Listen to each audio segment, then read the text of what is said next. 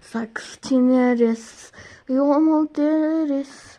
Sakız çiğneriz, yol mu deriz? Ay. Vurma sana.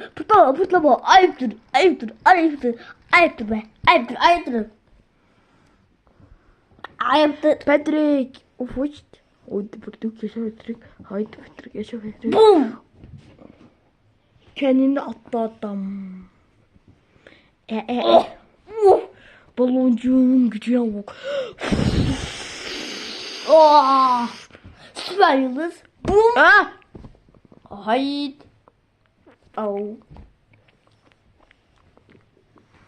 Pıt. Ya siz delirir misin ya? Siz delirdiniz.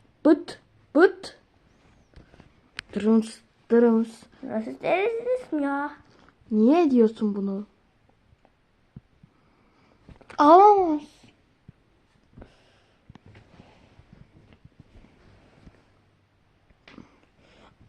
Çok acıyor. Sen bak Hatice test yapmıştın ya. Hayvan dükkanına gittiğimizde cibilik.